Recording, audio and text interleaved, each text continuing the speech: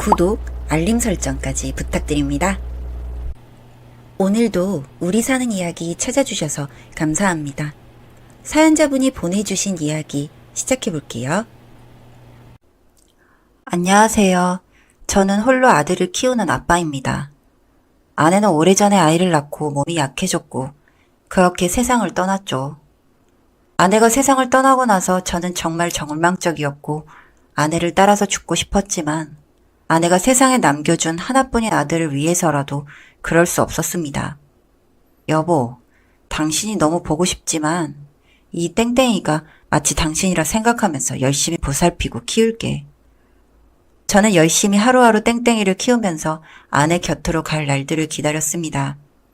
언젠가 땡땡이를 충분히 다 키웠다고 생각하면 언젠가 이 자식도 나처럼 가정을 만들고 훌륭한 가장이 되면 그때는 미련 없이 아내 곁으로 가야지. 아내와 너무 닮은 아들을 보살피면서 매일매일 아내가 생각났습니다. 저는 정말 아들이 조그만 아내라고 생각하면서 열심히 돌봤죠. 아이가 친구들과 놀다가 다치고 들어오기라도 할 때마다 마음이 너무 아프고 아내의 빈자리가 정말 크게 느껴졌습니다. 제가 아무리 열심히 아이를 돌봐도 아이는 엄마의 품이 필요해 보였습니다. 처음에는 저는 아이를 주로 부모님께 맡겼지만 저희 부모님도 새벽 꽃시장을 하시면서 아이를 제대로 돌봐주실 수 없었고 그렇게 아이는 점점 소외감을 느끼면서 자랄 수밖에 없었나 봅니다. 부모님께 맡기려니 아이가 하루 종일 제대로 관리 못 받는 것 같고 아무래도 새엄마를 만들어주는 게 좋으려나?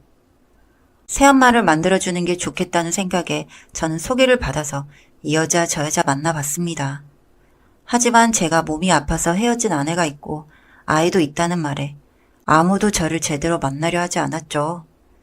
그러던 중 저는 모든 것이 괜찮고 저를 정말 사랑한다는 여자를 만날 수 있었습니다. 땡땡아, 이 아줌마가 오늘부터 땡땡이 엄마야. 우리 셋이 이제부터 잘 지내볼 거야. 아이도 아직 어린 나이이기도 하고 정이 많은 애라서 그런가 금방 새엄마를 잘 받아들였습니다. 저희 가족은 그렇게 새로운 가족을 잘 받아들이고 저의 행복을 열심히 그려나가고 있었죠. 여보, 언제 퇴근해요? 오늘도 그 분식집 가서 밥 먹을까요? 땡땡이도 좋아하고. 저희 가족은 외식을 좋아해서 집 밖에서 종종 외식을 했습니다. 저희 가족은 분식을 주로 좋아해서 분식을 먹거나 하러 가는 일이 많았죠. 몇몇 분식집은 저희의 단골집이었습니다. 어이구, 또 왔어? 이 집은 분식 진짜 좋아하네. 아우, 기분이다. 오늘 내가 떡볶이 1인분, 튀김 1인분 서비스로 줄게. 많이 먹고 가. 우리 집 자주 와줘서 고마워. 단골인 집은 인심이 좋다고 했던가요? 저희는 서비스도 자주 받았어요. 너무 맛있는 떡볶이.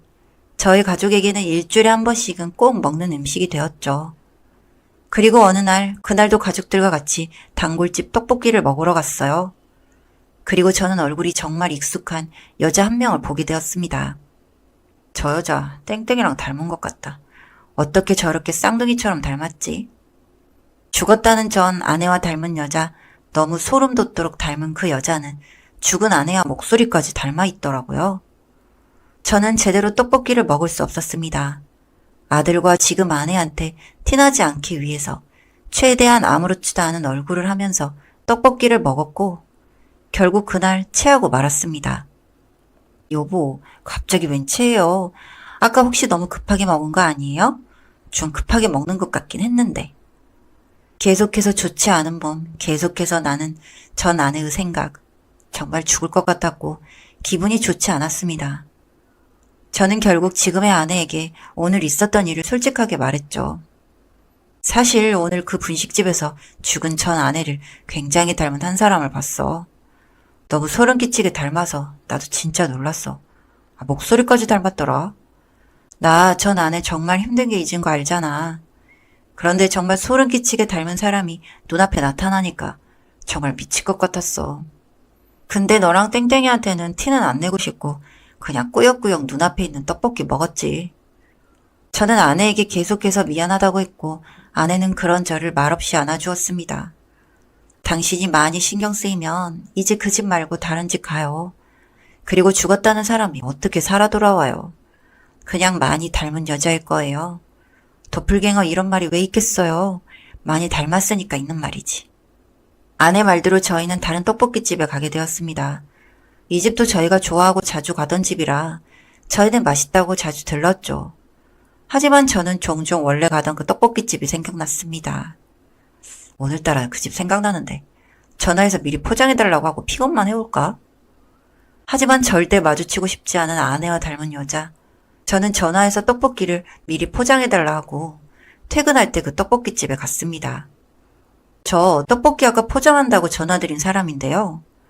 아, 아까 전화 주셨던 분. 아, 지금 보니까 땡땡씨네. 아유, 요즘 왜 안 왔어요? 근데 내가 보다시피 지금 김장 중이라서. 백냥아, 너가 떡볶이 거기 있는 것 좀 갖다 드려라. 백냥? 백양이 누구지? 하고 있는데 그때 노란 생머리 여자가 뒤돌아 일어나 앉더니 제게 떡볶이를 주었습니다. 아내와 닮은 바로 그 여자였죠.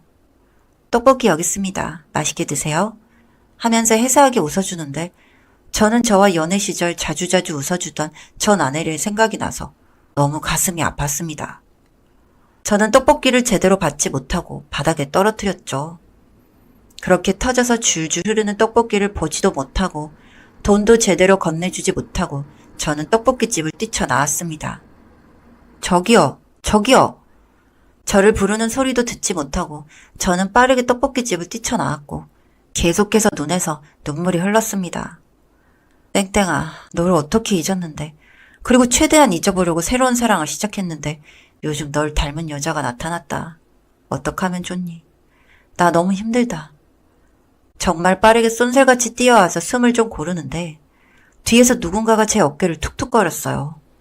뒤를 돌아보자 그 여자였죠. 여자는 떡볶이를 들고 있었습니다.